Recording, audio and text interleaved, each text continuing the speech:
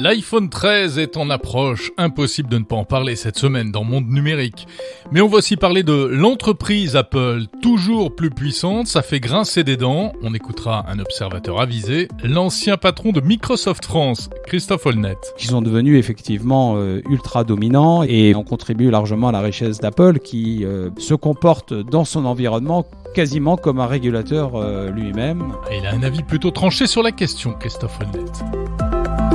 Si vous n'avez pas envie de dépenser plus de 1000 € dans un smartphone neuf, pourquoi ne pas vous laisser tenter par un appareil reconditionné ? Le problème, c'est qu'il y a du bon et du moins bon sur ce secteur. Explication tout à l'heure avec David Mignot de la société YesYes. Alors c'est un peu la problématique du reconditionné, c'est qu'il n'y a pas véritablement de réglementation et que chaque reconditionneur ont leurs propres règles. Bon, on va essayer de tirer ça au clair tout à l'heure. Et puis on va parler d'hydrogène aussi. De plus en plus de communes françaises s'équipent de bus à hydrogène. Oui, c'est plein de promesses, mais vous verrez que tout n'est pas rose dans l'énergie verte. Et on va en parler avec la marque au logo bleu EDF et son directeur de l'innovation Julien Villeray. Si c'est pour faire à la fin un carburant propre, qui a été produit de façon absolument atrocement sale, ça n'a absolument aucun sens. Je suis Jérôme Colombin, journaliste spécialiste des technologies. Bienvenue dans Monde Numérique numéro 14 du 18 septembre 2021. Et tout d'abord, merci cette semaine à Idoia Estornes, j'espère que je n'écorche pas son nom, à Lépin, Paquito73 et Morad.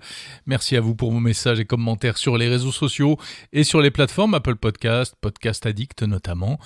Alors n'hésitez pas, vous tous qui écoutez ce podcast, surtout à donner votre avis, à noter également. Ça contribue à l'audience de cette émission et une audience qui augmente de semaine en semaine, j'en suis ravi. C'est tant mieux, c'est grâce à vous. Merci. On rappelle que Monde Numérique est disponible chaque samedi matin à 8h sur toutes les applis de podcast, Apple, Podcast, Spotify, Podcast Addict, etc. Sur le site mondenumérique.info aussi, où vous pouvez vous inscrire à la newsletter, et sur le blog attitude-techno.fr, où là vous pouvez laisser des commentaires, ainsi que sur YouTube. Enfin, sur certaines plateformes, vous pouvez écouter cette émission chapitre par chapitre.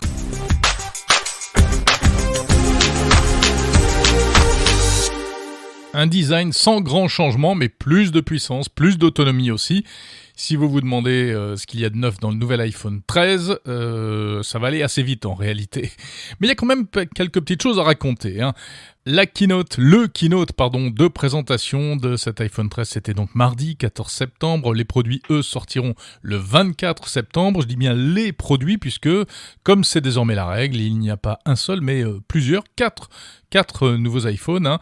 Les iPhone 13 et 13 mini, et puis les 13 Pro et 13 Pro Max. Alors ces iPhones auraient donc pu s'appeler plutôt tout simplement 12S plutôt que 13, c'est-à-dire c'est une mise à jour du modèle précédent, mais rien de révolutionnaire. Mais c'est de plus en plus comme ça que ça se passe chez Apple, évidemment, ce sont des améliorations, ce qu'on appelle incrémentales, donc des petites choses qui sont toujours mieux que la version précédente, mais qui ne donnent pas forcément une raison valable de laisser tomber son appareil actuel pour passer au nouveau, et c'est plutôt pas mal finalement, surtout pour les gens qui ont acheté un iPhone 12 l'année dernière, eh bien pas de quoi regretter son investissement. Alors vous avez peut-être suivi l'émission spéciale qu'on vous a proposée sur 01 TV avec mon camarade François Sorel à l'occasion du keynote, retransmission en direct.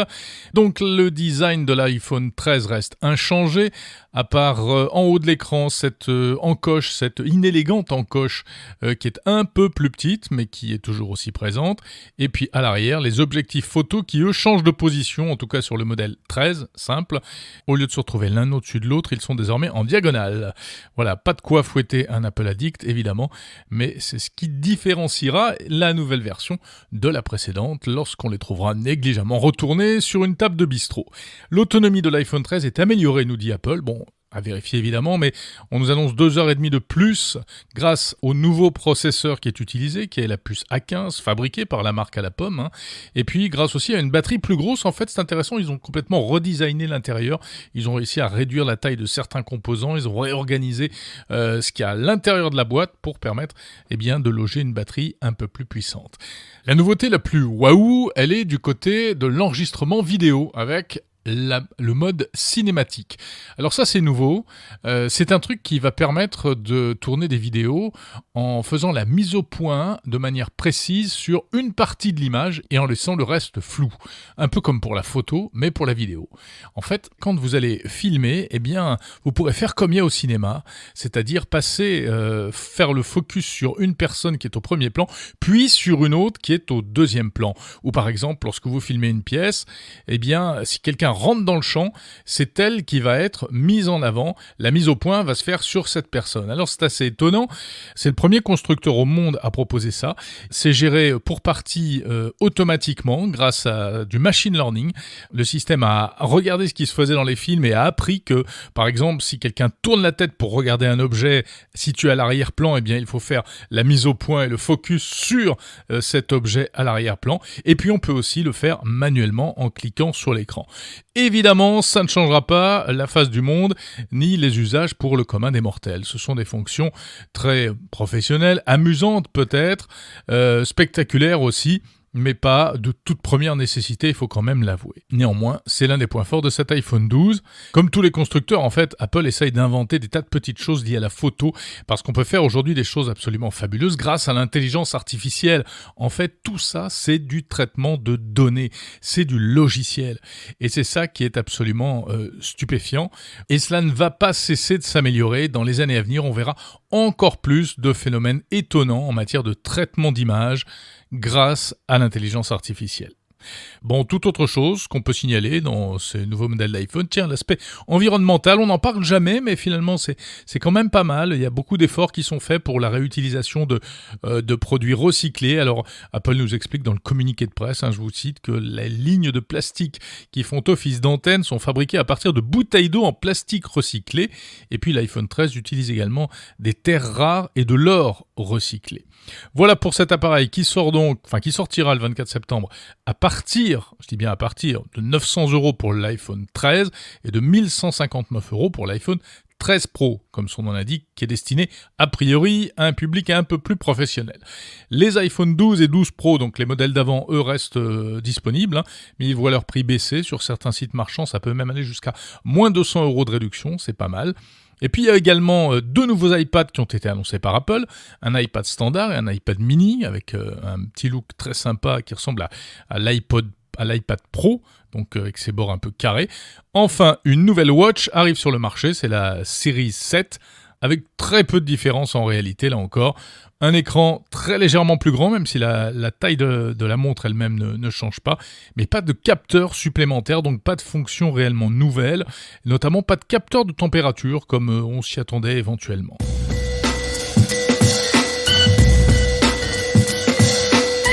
Une autre actu que je trouve intéressante cette semaine, qui n'a apparemment rien à voir car c'est plus politique et institutionnel en fait. Il s'agit du discours de la présidente de la Commission européenne, Ursula von der Leyen, sur l'état de l'Union européenne. Et au cours de ce discours, elle a remis sur le tapis en fait la grande question de la souveraineté numérique européenne. Elle a surtout évoqué la problématique des composants électroniques, on le sait, grosse pénurie actuellement de composants, due au fait que toute la production se situe notamment en Asie. Il s'agit donc, et ça revient sur le tapis, d'essayer de relocaliser une partie de la production. Les Américains ont la même problématique. Mais au-delà des composants, la souveraineté numérique, c'est aussi toute la question des solutions logicielles, des outils de e-commerce aussi et des plateformes de e-commerce qui dépendent énormément des géants américains, les fameux GAFAM. Et oui, on y revient toujours à cette histoire-là. Et ce qui est sûr, c'est qu'il se passe des choses sur ce terrain. L'étau se resserre notamment autour d'Apple, avec la pression des éditeurs d'applications contre les règles draconiennes de l'App Store. On l'a vu récemment, alors c'est plutôt en Asie qu'Apple a dû faire des concessions, et on sent qu'il va se passer des choses également en Europe. Et puis parler de souveraineté numérique européenne, cela revient aussi à s'interroger bien sûr sur la place de l'Europe et de la France en matière d'innovation. Alors justement, à ce sujet, tous ces sujets en fait, je vous propose d'écouter Christophe Holnet. Il est Senior Advisor, c'est-à-dire conseiller principal général chez Apax. Il est président également de d'Athena, qui est une entreprise de cybersécurité. Et surtout, il est, Christophe Holnet, ancien PDG de Microsoft France, ancien président également de NetGem. Et aujourd'hui, il est investisseur et conseiller auprès de nombreuses entreprises high-tech à travers le monde. Donc ça fait pas mal de casquettes tout ça. Autant dire qu'il connaît plutôt bien la question. Je suis allé le rencontrer parce qu'il a un point de vue intéressant. Selon lui, Apple abuse de sa position dominante, même quand c'est pour la bonne cause, par exemple en bloquant le suivi publicitaire des applications mobiles, comme ça a été fait récemment. Mais bon, avant cela, Christophe Holnet, l'iPhone 13, qu'est-ce que ça vous inspire ?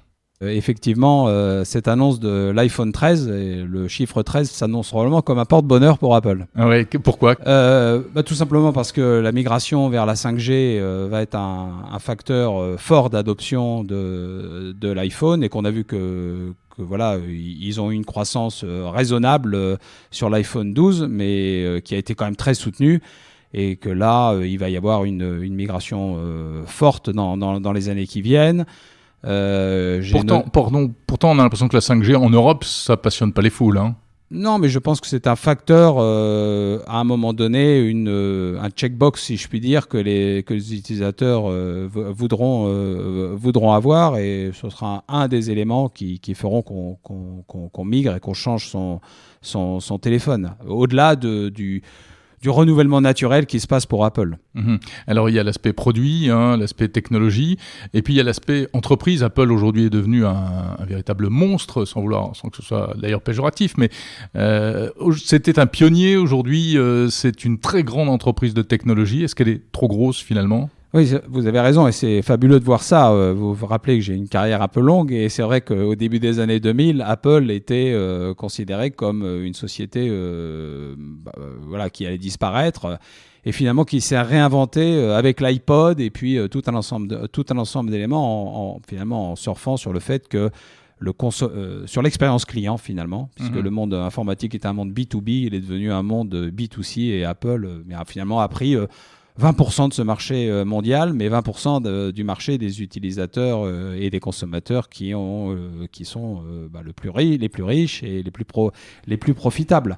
Donc ils sont devenus effectivement ultra dominants. Ils ont réussi à développer cette notion d'expérience client intégrée qui leur a fait rajouter petit à petit un certain nombre d'appareils et de services, et finalement de créer ce jardin privé, wall garden, où on est dans l'environnement Apple, on est bien, on s'y épanouit, et où on contribue largement à la richesse d'Apple qui aujourd'hui fait des profits monstrueux et se comporte dans son environnement quasiment comme un régulateur lui-même. C'est-à-dire C'est-à-dire que aujourd'hui, ils ont la capacité, comme on l'a vu avec leur système App Tracking, ATT, où ils ont décidé de se draper à la fois dans grands défenseurs de la vie privée, et en mettant en place un système plus exigeant que le RGPD, notamment pour les applications tierces, et qui embarrasse notamment particulièrement les applications tierces qui sont concurrentes des propres applications Apple. Et voilà, oui, parce qu'on rappelle que c'est donc un système qui permet à l'utilisateur de bloquer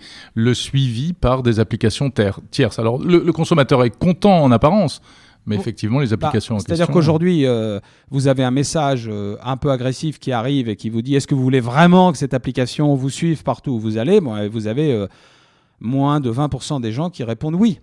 Donc, on n'a pas encore vu l'impact de ça sur parce qu'en fait, aujourd'hui, l'adoption de l'iOS 14 est encore relativement limitée, mais il va s'accélérer avec l'iPhone 13.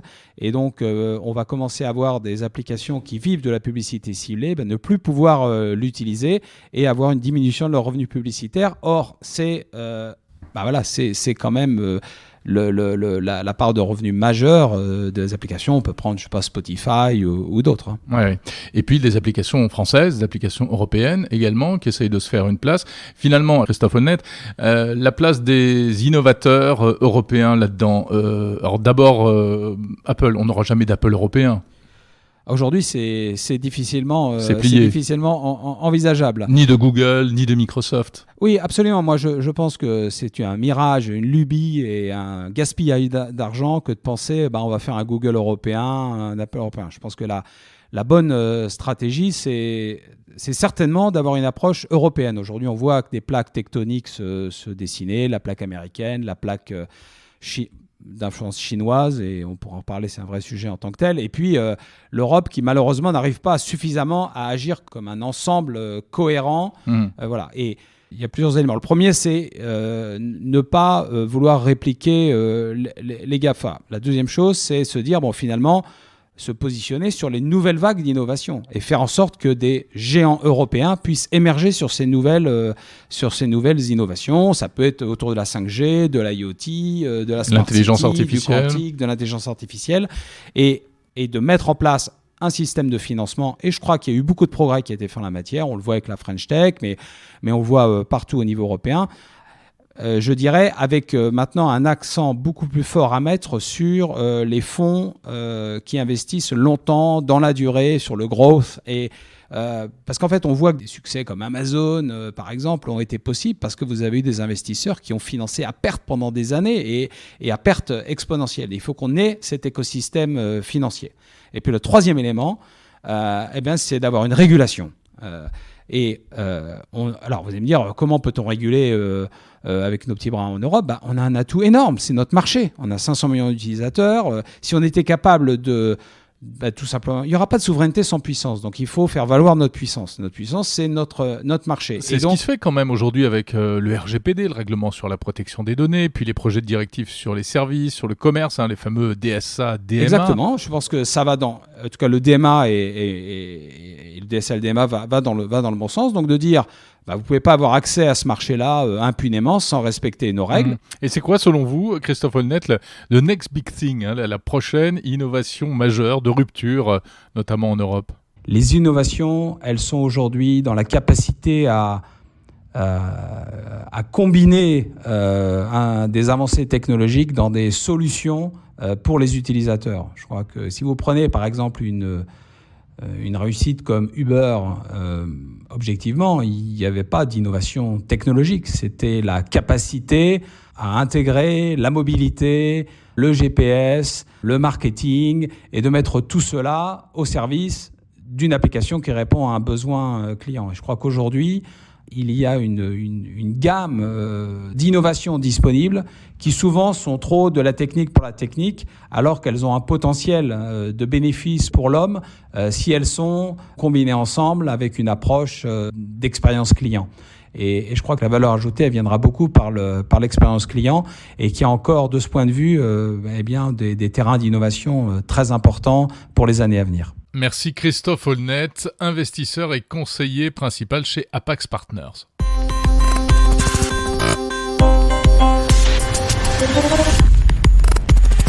On va continuer à parler d'innovation et de smartphones avec un phénomène qui intéresse de plus en plus de monde, qui vous concerne peut-être, c'est le boom des ventes de smartphones reconditionnés. Et oui, si vous n'avez pas envie de dépenser un pognon de dingue pour un smartphone neuf, vous serez peut-être tenté, et vous avez peut-être déjà été tenté, par ce marché parallèle mais complètement légal, évidemment, un marché différent du marché de l'occasion entre particuliers, le marché des smartphones reconditionnés, des produits électroniques reconditionnés d'une manière générale. On en trouve de plus en plus sur des sites marchands spécialisés, très sérieux, des smartphones de deuxième main, prêts à vivre une deuxième vie après avoir été vérifiés, nettoyés, remis à neuf, etc., etc. Un Français sur 3 a déjà acheté un produit électronique reconditionné. Parce que c'est bon pour le porte-monnaie, d'abord, puisque évidemment ils sont vendus beaucoup moins cher. Et puis c'est bon pour la planète aussi. Ça contribue à donner une deuxième vie à certains produits, donc à allonger leur cycle de vie. Et cela, évidemment, vous êtes de plus en plus nombreux à être sensibles à cet argument-là. En plus, on peut faire vraiment de bonnes affaires sur ces sites. Le problème, malgré tout, c'est que la qualité des produits reconditionnés est très inégale. En fait, on va trouver le meilleur comme le pire, parce qu'il y a des téléphones qui parfois sont démontés et mal remontés, ou sur lesquels on a remplacé des composants par des composants de mauvaise qualité. Tout cela n'est pas très simple, pas facile de s'y retrouver. On va en parler avec David Mignot, cofondateur de la société YesYes, spécialisée précisément dans le reconditionnement de smartphones, qui nous explique tout ça. Alors c'est un peu la problématique du reconditionné, c'est que il n'y a pas véritablement de réglementation et que chaque reconditionneur, comme on les appelle, ceux qui font le reconditionnement de produits, ont leurs propres règles sur le diagnostic qui va être fait, sur les pièces détachées utilisées, sur la réparation, sur les accessoires. Donc il faut être très vigilant lorsqu'on achète un smartphone reconditionné sur le reconditionneur qu'il a fait et dans quelles conditions le produit a été reconditionné. Oui, mais alors on ne sait pas toujours qui a reconditionné le produit. Aujourd'hui, on achète principalement des smartphones reconditionnés sur des plateformes, notamment en France. Il y a une plateforme qui s'est beaucoup développée ces dernières années. Donc effectivement, qui est Back Market, pour ne pas la nommer. Et effectivement, quand on achète sur une plateforme, on va acheter auprès de plusieurs centaines, voire plusieurs milliers de reconditionneurs partout dans le monde. Donc on ne sait pas forcément comment ça a été fait.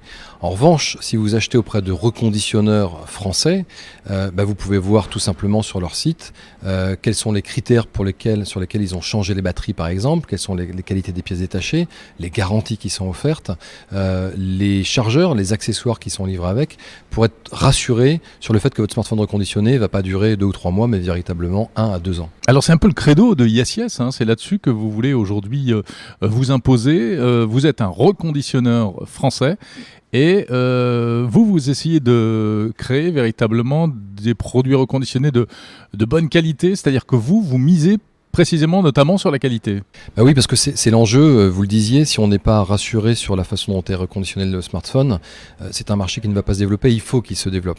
Donc nous, on met l'accent sur la qualité, dans le diagnostic, dans les pièces détachées, qui sont des pièces détachées de haute qualité, dans la façon de réparer les smartphones, par exemple, rajouter un joint d'étanchéité pour assurer l'étanchéité du smartphone. Comme il n'y a pas de réglementation, personne ne va vérifier, personne ne va vous imposer d'une part de le faire de certaines façons et encore moins de vérifier derrière. Donc vous pouvez avoir un smartphone reconditionné sur lequel il n'y a pas de joint d'étanchéité par exemple, où on a oublié de remettre des vis à l'intérieur, ce qui peut être dommageable.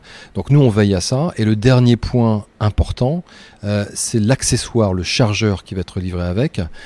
Généralement ce sont des chargeurs qui sont plutôt bas de gamme, avec un risque d'un point de vue de la sécurité, parce que c'est des produits qui peuvent prendre feu, mais aussi un risque vis-à-vis de la durabilité du smartphone. Si vous avez un chargeur qui a de mauvaise qualité, il peut endommager la carte mère.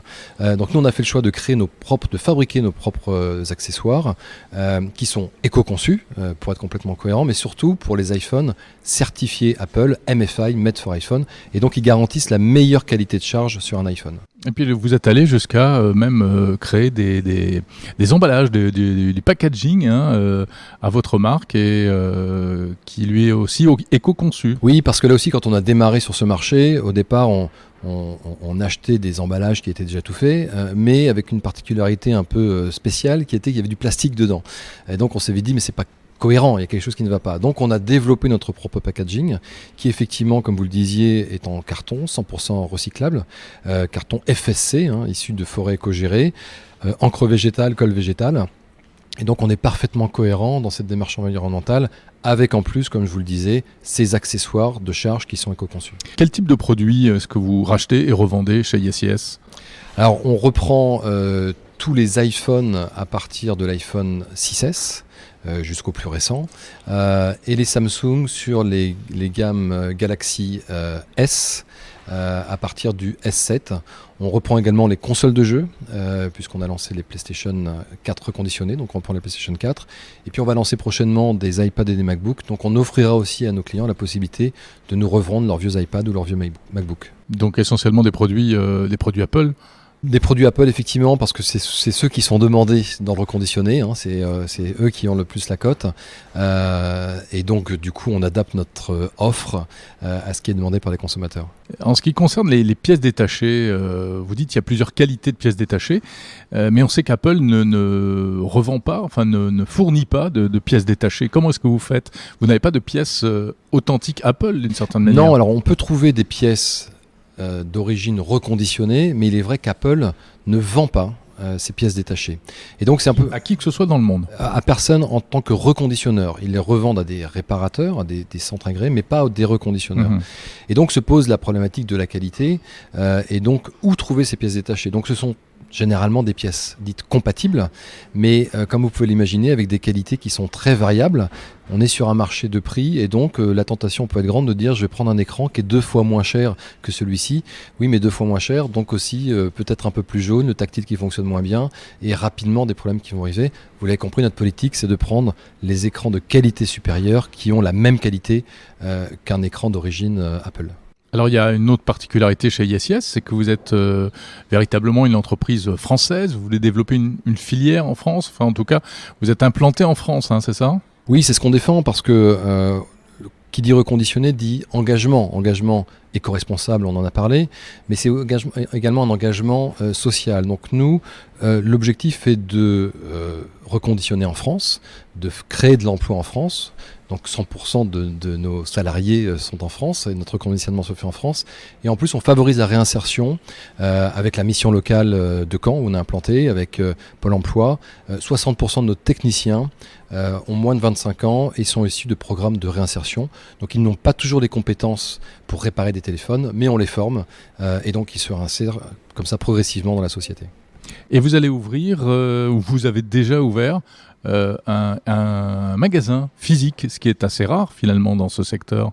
Alors on a déjà un concept d'atelier boutique, donc comme son nom l'indique, un atelier avec une petite boutique à côté, mais c'est une toute petite boutique à Caen. Mais on a vu l'intérêt des consommateurs, justement on parlait de réassurer les clients, l'intérêt de ces clients de venir voir comment se passe le reconditionnement, de venir voir les produits. Et donc on a décidé de voir plus grand et donc d'ouvrir un concept store, une grande boutique, un grand atelier boutique d'environ 400 mètres carrés à Caen. Et comme son nom l'indique, vous pourrez à la fois voir les produits, mais surtout voir comment c'est fait, puisque l'atelier sera attenant à l'espace de vente et vous verrez derrière une verrière les techniciens en train de réparer les produits. On voit les cuisiniers dans la cuisine. Exactement, c'est le même concept. Est-ce que le marché du reconditionné ne souffre pas malgré tout du marché de l'occasion ?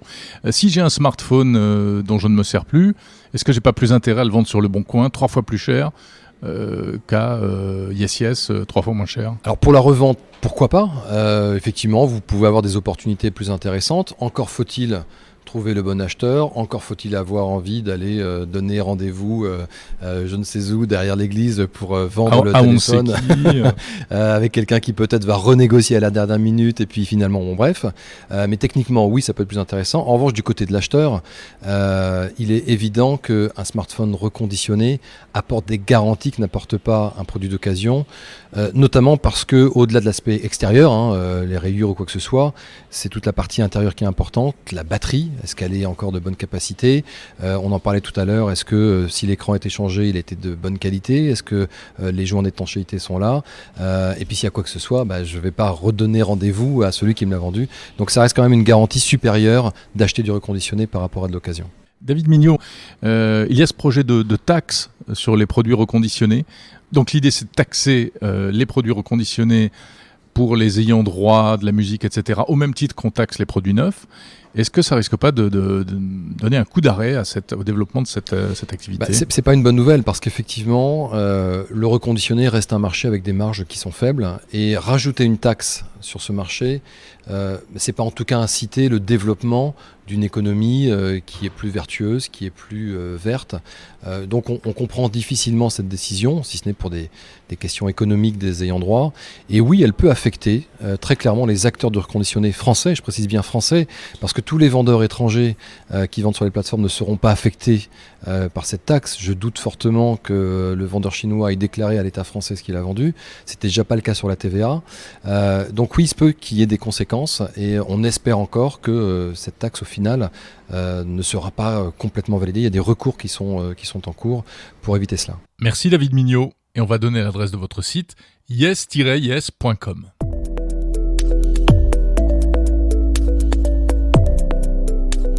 Monde numérique se poursuit et je voulais vous parler d'une info qui va vous concerner au premier chef. Si comme moi vous détestez les mots de passe, vous les oubliez tout le temps les mots de passe ou simplement vous en avez assez de devoir taper à chaque fois un code pour un oui, pour un non, etc. Eh bien réjouissez-vous, les mots de passe ne seront peut-être bientôt plus qu'un lointain souvenir. En tout cas, Microsoft compatit à notre douleur et propose désormais de se connecter à ces services sans mot de passe. Et oui, ça paraît magique comme ça, alors pas question d'abandonner la sécurité évidemment, il y a quand même un truc dans l'histoire. L'idée, c'est d'utiliser d'autres systèmes d'authentification en fait. Alors il y en a plusieurs, soit la biométrie, c'est-à-dire empreinte digitale ou reconnaissance faciale grâce au système Microsoft Hello, intégré désormais à Windows et disponible sur de nombreux ordinateurs via la webcam, soit en passant par votre téléphone mobile via l'application Authentificator, soit encore via un SMS ou un email. En fait, l'idée qui est derrière ça, c'est tout simplement d'utiliser ce qu'on appelle l'authentification à 2 facteurs qui s'est beaucoup généralisé ces derniers mois, ces dernières années sur des tas de services, mais en réduisant la procédure d'authentification uniquement à la 2e étape, c'est-à-dire le 2e facteur. Voilà, je m'explique. Donc pas besoin de taper le mot de passe lui-même, mais simplement on va sur l'autre système d'authentification et en principe c'est beaucoup plus rapide. On peut ainsi depuis peu se connecter à son compte Microsoft, Outlook, OneDrive, etc. Et en réalité, c'est pas seulement pour nos beaux yeux et nous simplifier la vie, même si ça y contribue, mais c'est aussi parce que cela part d'un constat. Les mots de passe aujourd'hui, paradoxalement, ce serait le maillon faible de la sécurité. Car en fait, si les pirates arrivent à nous pirater nos comptes, à chaque fois, c'est parce qu'ils devinent entre guillemets les mots de passe en faisant tourner des logiciels qui font ce qu'on appelle des attaques par force brute. Ils testent tous les mots de passe possibles, donc au bout d'un moment évidemment ils trouvent les bons, ou encore par de l'ingénierie sociale, un pirate qui va deviner votre mot de passe parce que il vous connaît, parce qu'il a découvert dans votre boîte mail le nom de votre chien ou de vos enfants et il va deviner votre code. Finalement, tout cela n'est donc pas très sécurisé, alors autant passer par autre chose. À noter qu'Apple travaille aussi à un système de remplacement des mots de passe par de la biométrie qui est de plus en plus présente sur les smartphones et aussi sur les ordinateurs. Tout ça, c'est plutôt pas mal. C'est donc peut-être le début de la fin des mots de passe qu'on annonce depuis longtemps, mais on la voyait pas arriver. En tout cas, vous allez pouvoir maintenant oublier votre fameux 112233 ou Tata Louise 2021 qui évidemment sont à bannir parce que pas du tout assez sécurisés.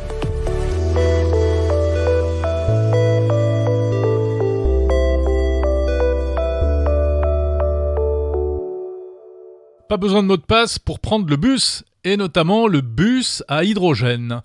L'hydrogène, on en parle parce que de plus en plus de municipalités françaises sont en train de s'équiper de véhicules à hydrogène, principalement des autobus.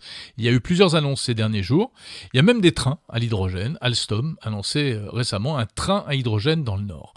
La France veut créer une véritable filière de production hydrogène. Parce que l'hydrogène, c'est l'avenir. C'est le futur des transports propres. Mais le problème, c'est qu'on nous dit ça depuis 50 ans. Car dans les faits, c'est beaucoup plus compliqué que ça. En fait, les véhicules à hydrogène, c'est-à-dire avec une pile à combustible et un moteur électrique, sur le papier, c'est formidable, mais dans la pratique, ça peut déjà avoir un fonctionnement très sale, et en plus, c'est encore très cher. Alors j'ai eu envie de bien comprendre cette petite révolution malgré tout qui est en train de se préparer, et donc pour cela, on va aller au siège d'EDF à La Défense, près de Paris, et c'est Julien Villeray, directeur de l'innovation, qui nous dit tout sur l'hydrogène. Alors, l'hydrogène, c'est une molécule de gaz, c'est un gaz assez classique, qui se stocke comme un gaz, avec une propriété toutefois un petit peu dangereuse, c'est que c'est un gaz qui explose, l'hydrogène, il faut le savoir quand même, c'est pas de l'oxygène, c'est pas de l'air, c'est au contact de l'oxygène, justement, c'est un gaz qui peut exploser, mais qui a une vertu immense, c'est quand il est utilisé dans une pile à combustible, comme on dit, il ne rejette que de l'eau, de la vapeur d'eau. Formidable. Donc il n'y a absolument aucun déchet. Une fois qu'on a dit ça... Oui, alors c'est super, mais moi quand j'étais tout petit, on me disait déjà ça, et que c'était l'avenir, etc. Et il y a très peu de voitures, par exemple, à hydrogène aujourd'hui. Alors il y a plein de questions qui se posent autour de l'hydrogène, je vais essayer d'être très, très simple. La première, c'est comment on le fabrique. Parce qu'il faut bien le fabriquer d'abord à la base, l'hydrogène. Et l'hydrogène, on peut le fabriquer de plein de façons. La façon historique, les grands acteurs industriels fabriquaient l'hydrogène comment ? À base de pétrole.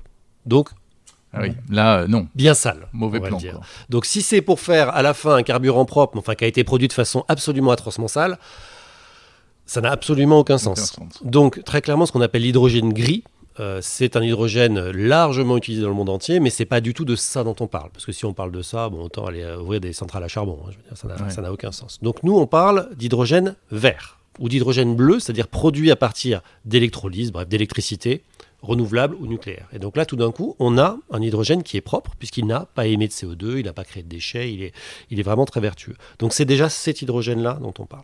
Ça coûte encore un peu cher de le produire. C'est pas gratuit, ça coûte encore un peu, ça coûte encore un peu cher. Mais donc trop cher pour qu'il y ait une équation économique viable à ce jour. Alors, pour la mobilité individuelle, oui, très clairement. Aujourd'hui, si vous vouliez charger votre voiture avec de l'hydrogène, vous pouvez.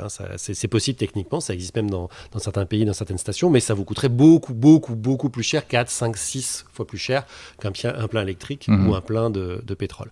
Par contre, ça commence à être totalement viable, subventionné certes, mais quand même, pour ce qu'on appelle la mobilité lourde. C'est quoi ? C'est des bus. C'est les trains. Alstom a fait son premier test de train à hydrogène en France la semaine dernière. Il y a des villes, on va annoncer l'inauguration prochainement de la ville d'Auxerre, je peux le dire, qui s'est équipée avec des équipements fournis par EDF et par ses partenaires de bus à hydrogène. Et donc aujourd'hui, on a des habitants de communes françaises qui roulent ou vont rouler dans des bus à hydrogène dans les semaines et les mois qui viennent. Donc c'est devenu quand même quelque chose de très très concret et qui fonctionne avec une électricité verte qui permet de fabriquer de l'hydrogène sur place dans des électrolyseurs et qui viennent alimenter les bus sur place. Donc en plus, on est dans une économie locale, parce que c'est pas de l'essence qu'on vient faire venir d'une raffinerie à l'autre bout de la France. Oui, c'est vraiment produit sur place. Donc l'hydrogène, pour ces applications-là, aujourd'hui, a beaucoup de sens, et c'est vraiment très intéressant. Et derrière, ça peut décarboner, dépolluer énormément d'industries qui aujourd'hui sont dans leur process de production très sales. Les cimenteries par exemple, on a plein d'exemples d'usage de l'hydrogène pour pouvoir Et qu'est-ce qui vous manque pour faire de cela une source d'énergie grand public, généralisable, etc. Certains disent que c'est pas possible, ça coûterait trop cher, ce sera trop polluant au final, etc. Alors c'est une question d'échelle, comme toujours, donc c'est comment on arrive à faire baisser le prix en faisant augmenter l'échelle. Quelques petits problèmes techniques à régler quand même. Je parlais du fait que c'était un gaz qui pouvait exploser. Évidemment, il y a des questions de sécurité aussi qui sont importantes. Oui, pour le stockage, notamment sur des véhicules. En particulier. Il y a beaucoup de visions possibles de ce que peut être l'hydrogène. Certains vont imaginer des réseaux un peu comme des réseaux de gaz, c'est-à-dire faire des tuyaux dans le sol avec l'hydrogène qui passe dedans. Nous, c'est clairement pas notre vision. On pense que d'abord, ça va coûter très très cher de faire ça, que ce sera très compliqué et que c'est pas très vertueux d'un point de vue écologique. Nous, on pense plutôt qu'il est pertinent de l'électrolyser, de le produire sur place, comme je disais. Donc je vais avoir mon électricité sur place, mon électrolyseur sur place, et qui va produire cet hydrogène qui va être utilisé par les véhicules sur place. Donc aujourd'hui, on privilégie plutôt ça. Maintenant, le propre de l'innovation, c'est qu'on envisage tous les scénarios, et puis que on regarde 5 ou 10 ans plus tard, et on s'est rendu compte que la plupart du temps, on s'est trompé, parce que ce qui est arrivé, c'est ni la voie A ni la voie B qu'on a prévue, mais une voie C que personne n'avait envisagée.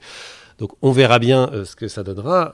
En tout cas, l'hydrogène a un potentiel énorme dans beaucoup d'utilisations.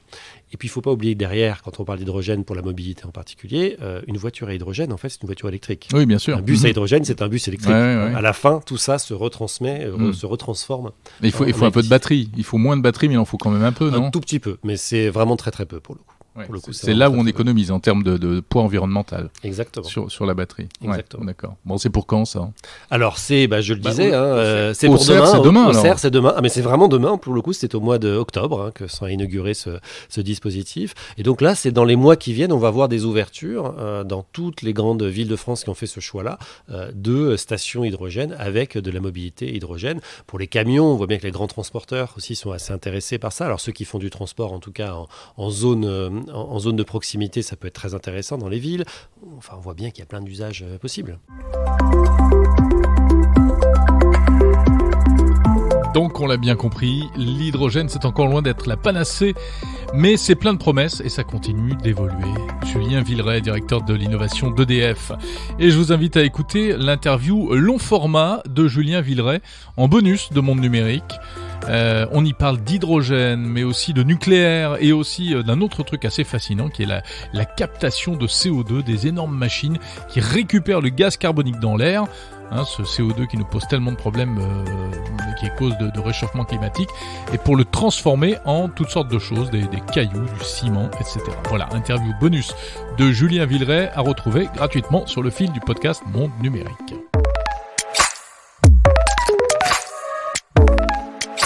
Quelques anniversaires de la tech, comme chaque semaine. Ce samedi 18 septembre, on fête les 19 ans de la première Freebox. Oui, la Freebox créée par l'équipe de Xavier Niel le 18 septembre 2002. Première boîte triple play qui permettait d'accéder à Internet, à la télévision sur IP et au téléphone. Et puis on connaît l'histoire, hein. L'équipe de Free était partie aux États-Unis pour trouver un boîtier capable de faire ça. Ils n'ont rien trouvé et ils sont revenus en France en décidant qu'ils allaient le fabriquer eux-mêmes. Tâche qu'a assuré Rani Assaf, le directeur technique de Free, qui est vraiment le vrai papa de la Freebox. Voilà, donc 19 ans.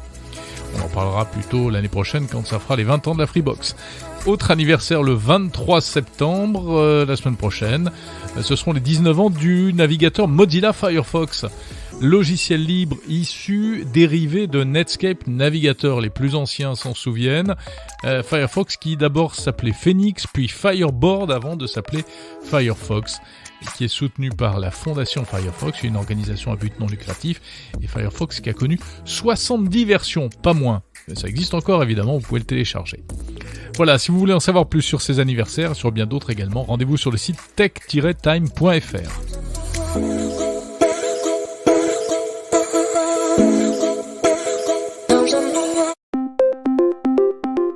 Monde numérique numéro 14, c'est terminé. Merci d'avoir écouté jusqu'au bout ce podcast. La semaine prochaine, je vous proposerai un rendez-vous spécial.